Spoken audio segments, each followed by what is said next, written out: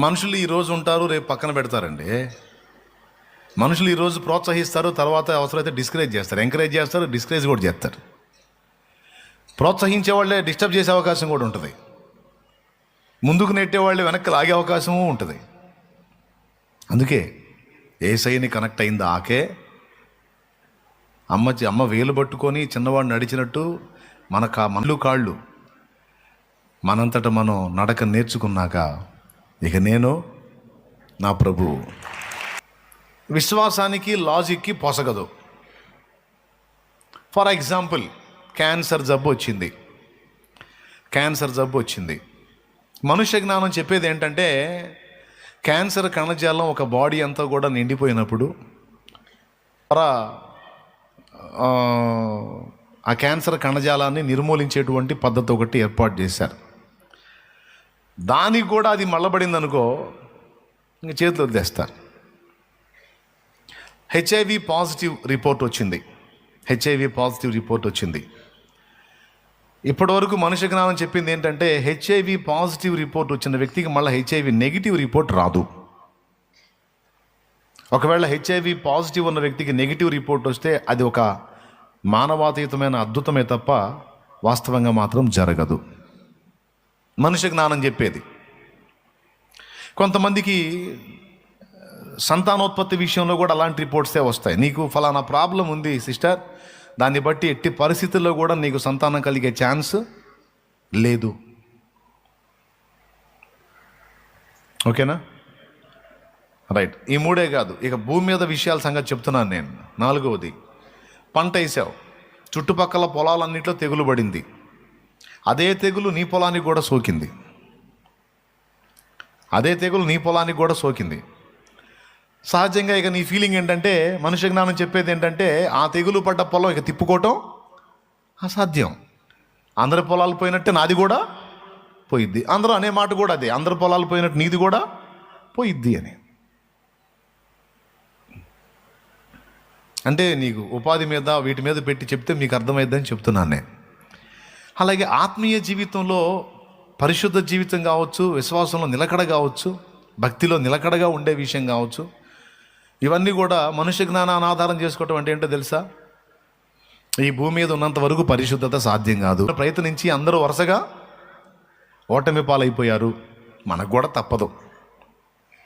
లాజికల్గా ఆలోచించు, ఎట్లా సాధ్యమైద్ది? అవునా? రైట్. నీళ్ల మీద మనం మునుగుతామా తేల్తామా? తేల్తామా? లాజిక్ ఏం చెబుతుంది? మునుగుతామని చెబుతుందా, తేల్తామని చెబుతుందా? రైట్. కానీ మీరు గమనించండి, ఇదంతా మనుష్య జ్ఞానం లాజిక్ను ఉపయోగిస్తుంది, లాజికల్గా అన్ని ఆలోచిస్తుంది. సైంటిఫిక్గా చూస్తే ఈమెకి గర్భంలో ఈ దోషం ఉంది కాబట్టి ఇక దీన్ని రిపేర్ చేయటం కుదరదు, ఈమెకి సంతానోత్పత్తి కలగదు. మనుష్య జ్ఞానం. ఈ కణజాలం అంతా బాడీ అంతా స్ప్రెడ్ అయ్యింది కనుక ఈ కీమో సెట్ అవ్వదు, ఇక ఈ క్యాన్సర్తో అది కూడా 4th స్టేజీ, ఇక ఈ మనిషి పోవటమే అని స్టేజీలు రాసేసి ఇక పోయేది ఖాయం అని రాసేస్తారు. ఇట్లాగా చాలా విషయాల్లో మనుష్య జ్ఞానం ఏం చెప్పిద్దంటే, అగ్ని కాలిద్ది, నీరు ముంచిద్ది, నలుగురికి వచ్చిన తెగులు నీకు వస్తే నలుగురు పోయినట్టు నువ్వు పోతావు, నలుగురికి హెచ్ఐవి పాజిటివ్ రిపోర్ట్ పాజిటివే వచ్చింది, ఎన్నిసార్లు టెస్ట్ చేసినా నెగిటివ్ రాదు, నీకు వచ్చినా కూడా అంతే. తెగులు వచ్చినప్పుడు నలుగురు పొలాలు పోయినట్టు నీ పొలం కూడా పోయిద్ది. అందుకే మనుష్య జ్ఞానం. కానీ పౌలు అంటున్నాడు, మీ విశ్వాసము మనుషుల జ్ఞానమును ఆధారము చేసుకొనక దేవుని శక్తిని ఆధారం చేసుకొని ఉండాలని. నేను బోధించినను మాట్లాడినను పరిశుద్ధాత్మయు దేవుని శక్తియు కనపరచు దృష్టాంతములని వినియోగించి తీయని మాటలు, ఇది అసాధ్యం, అది అసంభవం అని దానికి ఎన్నో లాజికల్ పాయింట్స్ని ఎత్తి మాట్లాడి మన విశ్వాసం దేవుని శక్తిని డిపెండ్ చేసుకోకుండా అన్ని లాజికల్గా ఆలోచించి మనం భక్తి సాధనలో డ్యామేజ్ అయ్యేటట్టు జరుగుతుంది. కానీ ఇక్కడ నేర్పుతుంది ఏంటంటే, పౌలు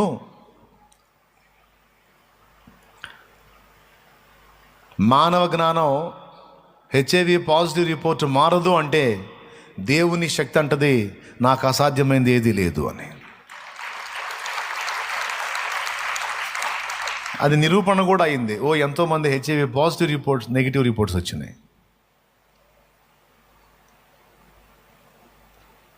వచ్చినాయా లేదా? ఎలా సాధ్యం? వచ్చింది. నేను ప్రార్థనా విజయాల్లో ఒకటి పెట్టాను కూడా, అలాంటిది ఎన్నో పెట్టాను ప్రార్థనా విజయాలు. దోతొచ్చి చెరసాల్లో నుండి బయటికి తీసుకొని రావటం అనేది మానవ తర్కం ఒప్పుకుంటుందా? కానీ దేవుని శక్తి ఆ పని చేసింది. బండలో నుంచి నీళ్లు వస్తాయనేది మానవ తర్కం ఒప్పుకుంటుందా? కానీ దేవుని శక్తి ఆ పని చేసింది. చచ్చినోడు బతుకుతాడనేది మానవ తర్కం ఒప్పుకుంటుందా? మానవ జ్ఞానం అంగీకరించిద్దా? కానీ దేవుని శక్తి చచ్చినోడిని కూడా తిరిగి బ్రతికించింది.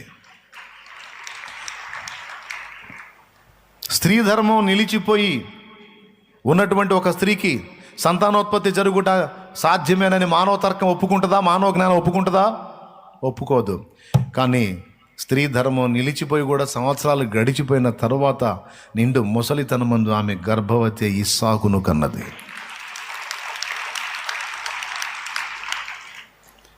ఇప్పుడు చెప్పండి, విశ్వాసానికి మానవ జ్ఞానానికి, మానవ తర్కం విశ్వాసం రెండు కలిసి ప్రయాణం చేస్తాయా? చెయ్యవు. 4th stage cancer. మానవ తర్కం ఏం చెప్పిద్ది? బాడీ అంతా క్యాన్సర్ కణజాలం స్ప్రెడ్ అయిపోయింది, చాలా అవయవాలు డ్యామేజ్ అయిపోయినాయి, దాదాపు ఇంకా ఛాన్స్ లేదండి. కానీ దేవుని శక్తి ఏమంటది? ఉరి శిక్ష ఖరారైన తర్వాత ఇక రద్దయిద్దా? మానవ తర్కం ఇంకా రేపెల్లుండిలో ఉరి తీస్తారనంగా ఈరోజు రద్దయిద్దా? కాదు. చిలకలూరుపేట బస్సు దహనం కేసు మీకు తెలుసు.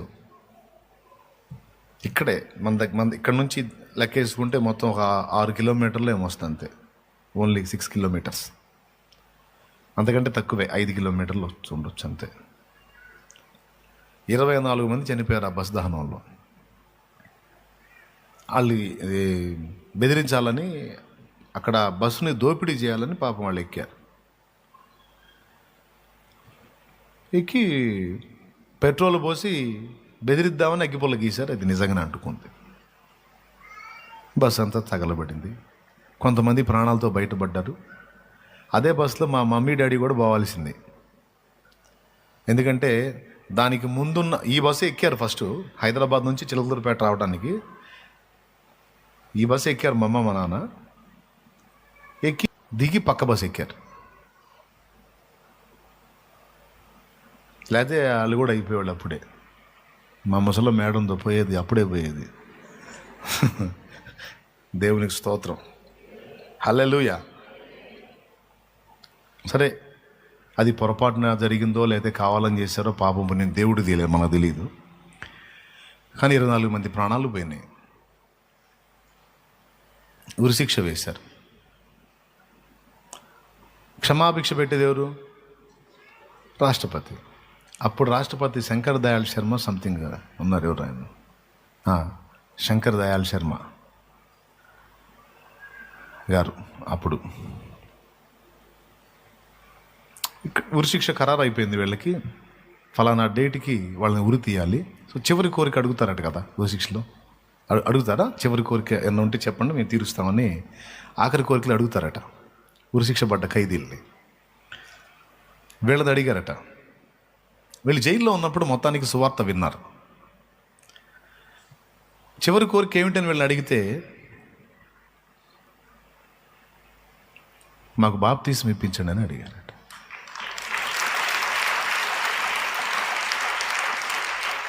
ఎందుకంటే ఇప్పుడు ఈ కోర్టు తీర్పు తీర్చి జస్ట్ ఉరి తీసేస్తుంది. ఇక్కడ ఎంతసేపు మాకు ఇబ్బంది ఉండదు, క్షణంలో చచ్చిపోతాము, లేదా 2 క్షణాలు లేదు. కానీ ఇక్కడ తప్పించుకొని అక్కడ తప్పించుకోలేము. అది ఇంకా తీవ్రమైనటువంటి శిక్ష. అది అగ్ని ఆరదు, పురుగు చావదు. ఆ ఘోర శిక్షలోకి వెళ్లకుండాన్నట్లు మా జన్మ కర్మ పాపములన్నీ కడగబడి నిమిత్తం యేసు రక్తంలో మా పాపాలు గడిగేసుకోవాలి. యేసయ్య మా పాపముల కొరకు ప్రాణం పెట్టి తిరిగి లేచాడు. బాప్తిసం పొందడం ద్వారా మేము పాపం నుండి యేసును బట్టి, ఆయన రక్తమును బట్టి, ఆయన సిలువను బట్టి మేము కాపాడబడతాం కనుక మాకు బాప్తిస్మం ఇప్పించండి అని కోరారట. మీరు నమ్మండి నమ్మకపోండి, అప్పటిదాకా వాళ్ళు పెట్టిన అర్జీ పత్రాలన్నీ పక్కన పడేసాడు. 24 మందిని చావగొట్టిన వాళ్ళకి క్షమాభిక్ష పెట్టాలరా నేనని. దేవుడు ఆయనతో మాట్లాడాడు. వీళ్ళు బాప్తిస్మం కోరారు, అంటే మారు మనసు పొంది పాప క్షమాపణ నిమిత్తం బాప్తిస్మం పొంది ఉంటే దేవుని సేవ, చస్తే దేవుని రాజ్యానికి. అప్పుడు ఆయన మాట్లాడాడు. ఎవరితో? రాష్ట్రపతితో మాట్లాడాడు. అప్పుడు సంతకం పెట్టాడు. ఎక్కడో పడేసిన దాన్ని తీసి సంతకం పెట్టి పంపించాడు. యావజ్జీవం వేయండి, ఊరే ఆపడినాను. అదిగో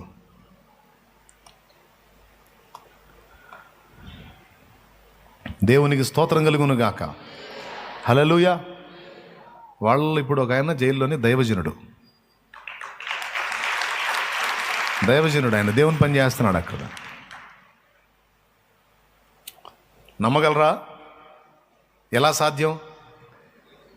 మానవ జ్ఞానం ఏమంటది? ఇవన్నీ జరగవంటది. కానీ దేవుని శక్తి ఏమంటది? నమ్ముట నీ వలనైతే నమ్మవానికి సమస్తము సాధ్యమేనంటది. నీ కుటుంబం, నీ బ్రతుకు ఇంతగా చితికిపోయింది, నువ్వు తిరిగి బాగుపడటం అసంభవం. మానవ తర్కం అంటది. దైవశక్తి అంటది, నో, ఇంతగా ఇంత చితికిపోయినా తిరిగి నేను పూర్తిగా నేను నార్మల్ పొజిషన్ తీసుకురాగలను. దేవుడు అంటాడు ఈ మాట. యెహోవాకు సాధ్యమైనది ఏమైనా ఉండునా. దుర్వ్యసనాల్లో పీకల దాకా మునిగిపోయి బయటపడే పరిస్థితి కనపడట్లేదు. ఇంకేం లైఫ్ రా? తాగుడికి బానిసైపోయాను, వ్యభిచారానికి బానిసైపోయాను, జోదానికి బానిసైపోయాను, ఈ బలహీనమైన క్రియలకి, మత్తు పదార్థాలకి, డ్రగ్స్కి బానిసైపోయాను. ఇంకా నేనున్న పొజిషన్లో, నేనున్న ఈ పరిస్థితులను చూసినోడు ఎవ్వడు ఒప్పుకోడు. నేను తిరిగి నార్మల్ మనిషిని అవుతాను, తిరిగి నార్మల్ కండిషన్కి వస్తాను, తిరిగి మామూలు మనిషిని అవుతాను, నా బ్రతుకు మారిద్ది అని నేను నమ్మటం కాదురా, నన్ను చూసిన ఎవ్వడు నమ్మడు అని ఒకవేళ నువ్వు అంటే, దేవుని శక్తి, దేవుడు ఏమంటాడు తెలుసా? అది మనుషులకు అసాధ్యం కాబట్టి వాళ్ళు అంతే మాట్లాడతారు, కానీ నాకు సమస్తమో సాధ్యమే. నీవు నన్ను విశ్వసించగలిగితే, నీవు నన్ను ఆశ్రయించగలిగితే, నీవు నన్ను నమ్ముకొనగలిగితే ఆ పరిస్థితిని మార్చగలవాడను నేను అంటాడు. ఇది నా శక్తి చాలు. మీరు ఎంతమంది ఒప్పుకుంటారండి? విశ్వాసమా, మానవ తర్కమా? మన విశ్వాసం దేన్ని ఆధారం చేసుకోవాలండి? దేవుని శక్తినా, మానవ జ్ఞానాన్నా? మరి మానవ జ్ఞానం ఒప్పుకోదే, మరి నీది మూర్ఖత్వం అంటదే, మరి నీది మొరటు భక్తి అంటదే, మరి నీది మూఢత్వం అంటదే. మరి ఎట్లా? ఆ మాట అనేవాడే మూఢుడు. మనం మూఢ చేష్టలు ఏం చేయటల్లా, మూఢత్వంతో నిండి మూర్ఖ పనులు ఏం చేయటల్లా. సమస్తాన్ని నెరవేర్చగల దేవుని యందు విశ్వాసం, ఆయన శక్తి మీద విశ్వాసం మాత్రం ఉంచుతున్నాం.